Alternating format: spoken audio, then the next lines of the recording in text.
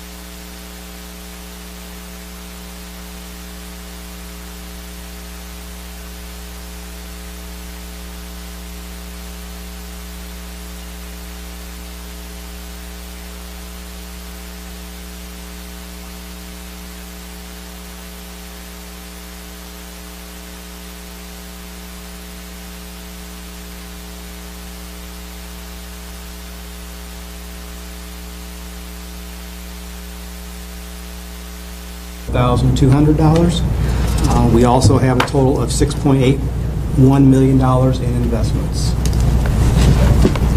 What about our state payments from last year? Still waiting. Still waiting.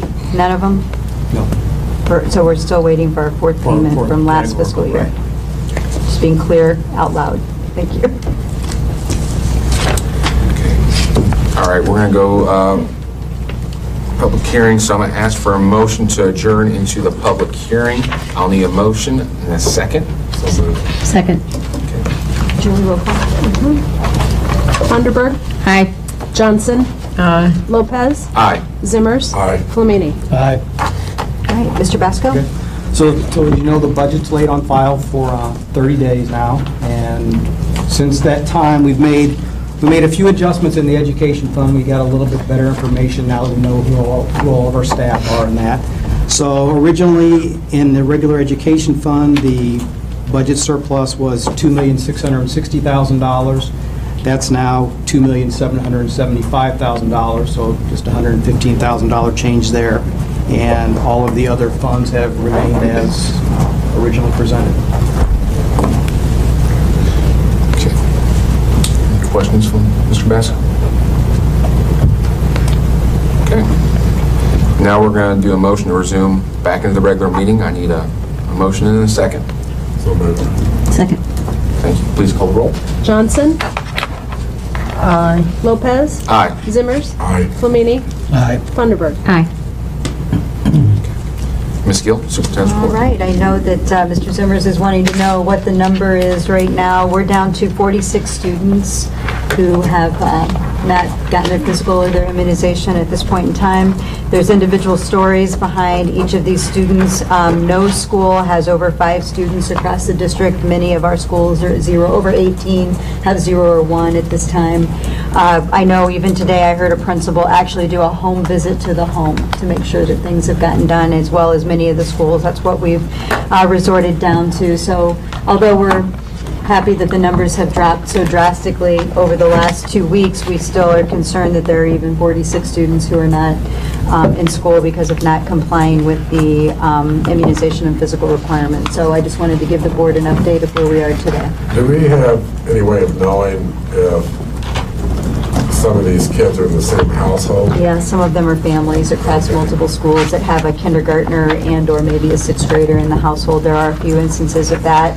Some of them are some of our early learning, early childhood students, so they started a little bit later in the school year, so haven't been quite in school as long and things of that nature. But, you know, we have just our high schools are down to hardly anybody now, under 5 at each of our high schools. So we're excited about that, but there's still work to be done, and we're continuing to do that. I just praise the nurses who have been undying in their work to get these in, and the school administrators who are making those calls and those home visits and everything we do.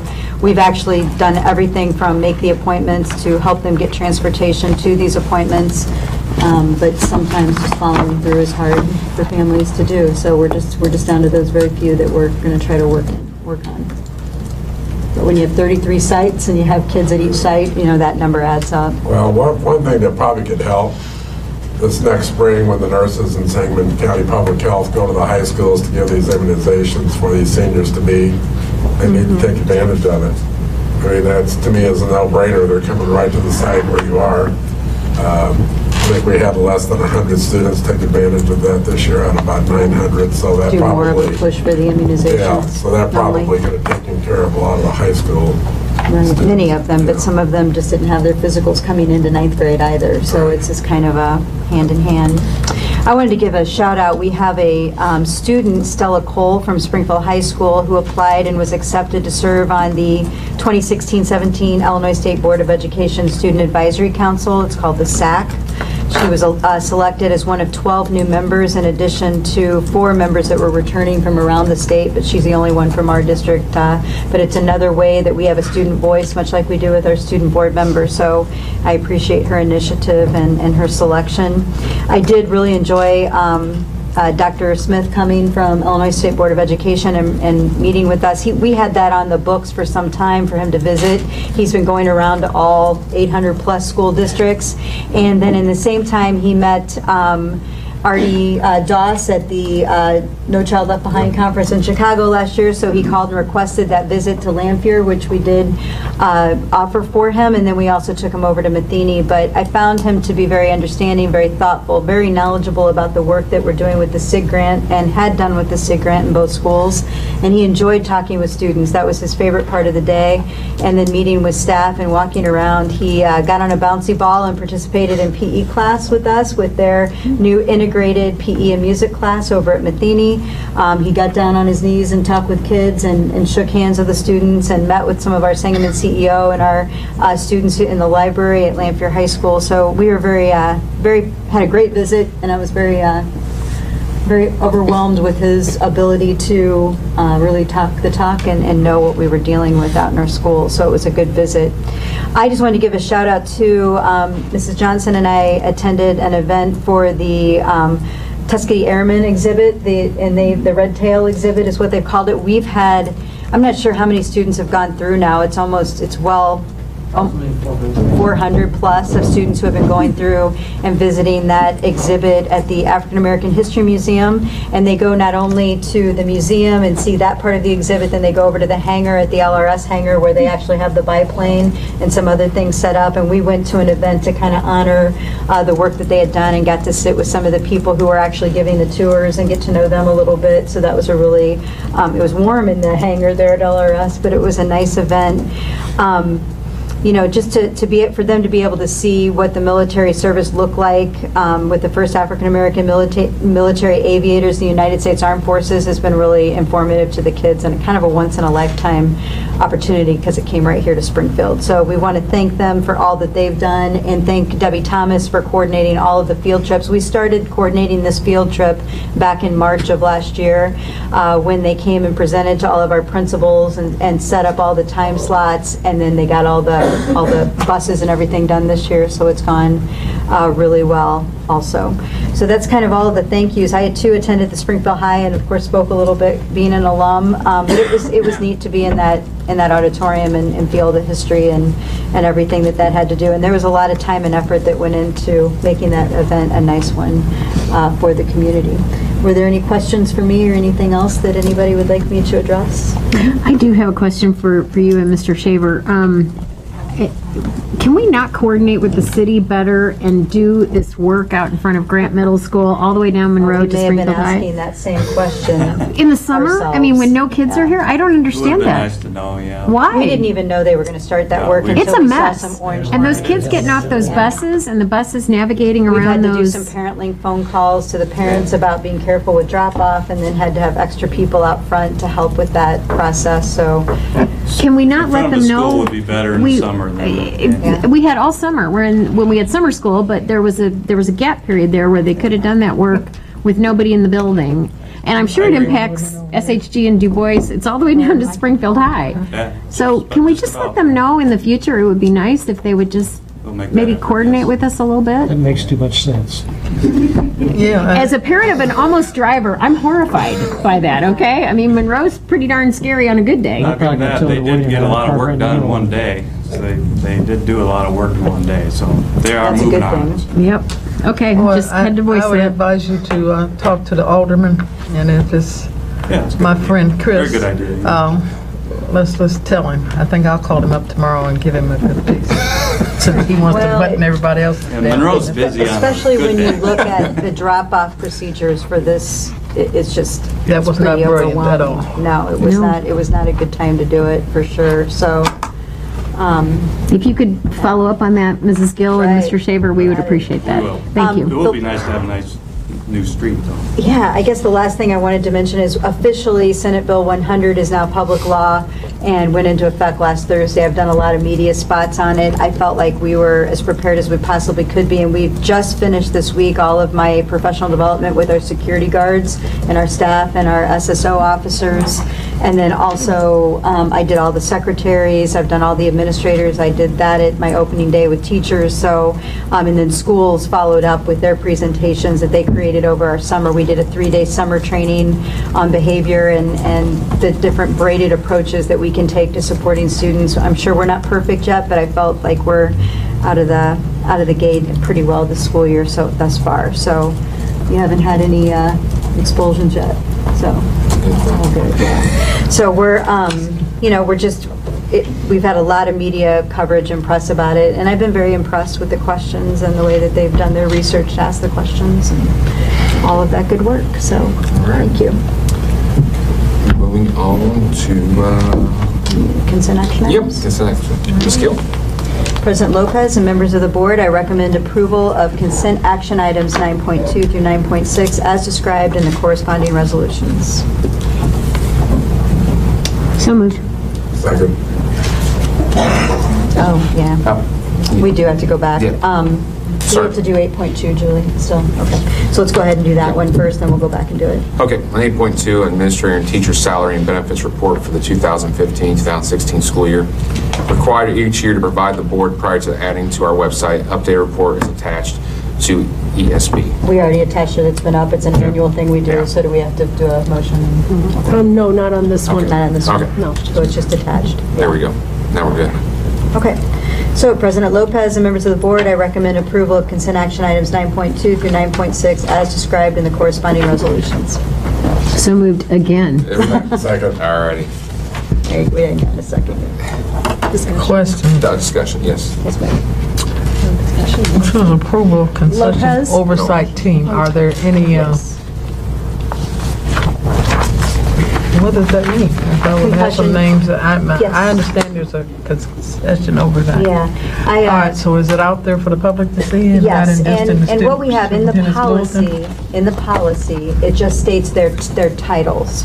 And each year, those titles will still be on the concussion policy, but if any of those players were to change, the person who took their job would still be, so all of our high school athletic directors, and so that's Brian Caton, Fred DeVoe, and John Connolly this year.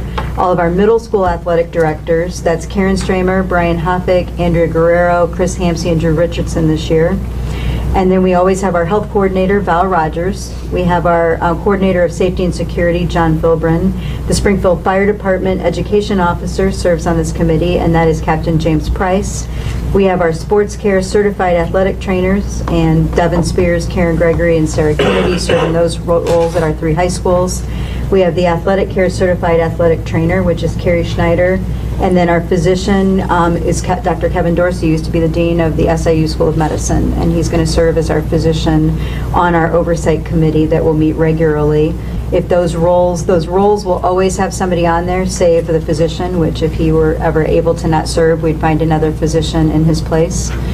Is there anything else? You have anything else? No? Okay. So it's just so that you have the names and you know the roles that are going to be serving on that within our policy that we created 2 board meetings ago, I believe. Yep, thank you. We have to approve them every year according to the board policy. Okay, well, according, if we have to approve them every year, then I think the name should be included. Okay.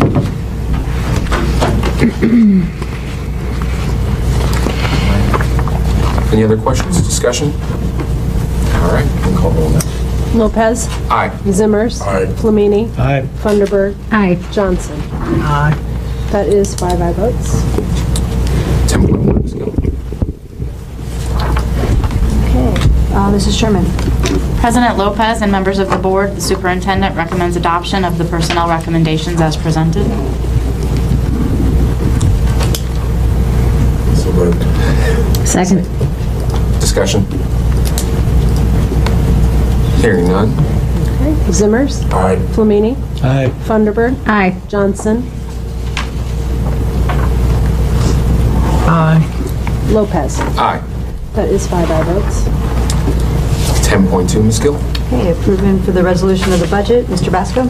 President Lopez, members of the board, the superintendent recommends adoption of the budget for the fiscal year 2016-2017. Now therefore be resolved by the Board of Education of said district as follows, that the fiscal year of this school district be and the same hereby fixed and declared to be beginning July 1, 2016 and ending June 30, 2017, and that the following budget containing an estimate of amounts available on each fund separately and of expenditures from each be and the same is hereby adopted as the budget of the school district for said fiscal year. Have a motion? So moved. Second. Discussion? I do. Yes. Mrs. Gill, I want to commend you and the staff again for bringing us, as we have directed you to do, a balanced budget. We appreciate the fiscal responsibility you've shown. You've been a good steward of our funds, and you've done an excellent job with preparation and keeping the board informed throughout the process. So, well done. We hope we can do it earlier next year. Your hands were tied. So, well done. You ready? Flamini. Aye. Thunderbird. Aye. Johnson. Aye. Lopez. Aye. Zimmers. Aye. That is 5 aye votes. Next meeting is Monday, October 3rd, here in the boardroom. We do have a form filled out here. Parent want to come forward? Yep, Mark. You have 3 minutes, and we do not discuss specific students/employees.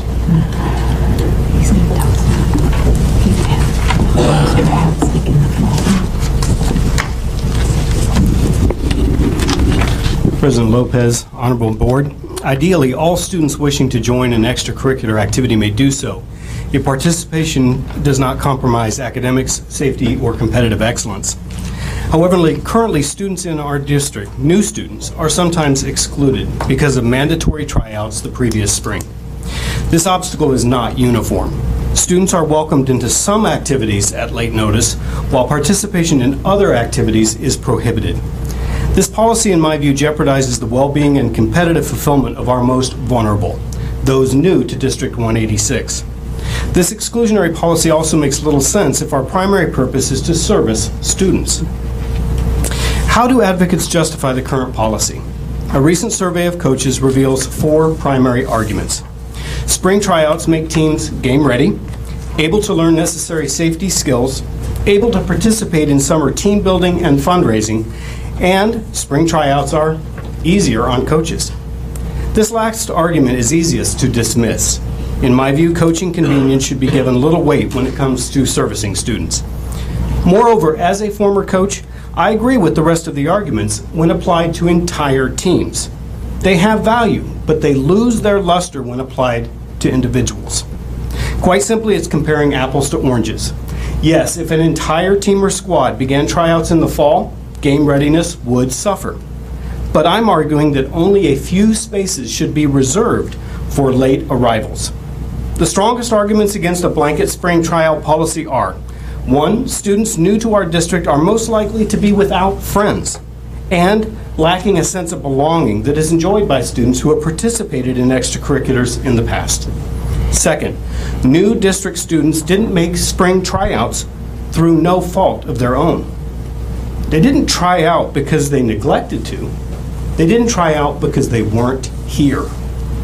Late arriving students deserve the right, like anyone else, to compete for a slot on an extracurricular team. It's not even necessary, in my view, to guarantee their on-field participation. In my view, it's useful enough if they earn the right to practice. This solution also has other advantages to the larger team. It further protects teams against player losses in the future from ineligibility and injury. It allows coaches to grow a better crop of new talent for next year. And third, it displays a more inclusive and welcoming policy to tax-paying parents who are considering District 186 as their new home. In closing, when my son arrived in District 186 5 years ago, late in the summer, His acceptance onto a football squad was one of the most powerful forces of his high school experience. And I'd hate to deny this opportunity to any incoming student arriving late from outside our district. Thank you. All right, the meeting is adjourned. Thank you. That's really good argument. You can tell. Yeah, then down to the second. I have some signatures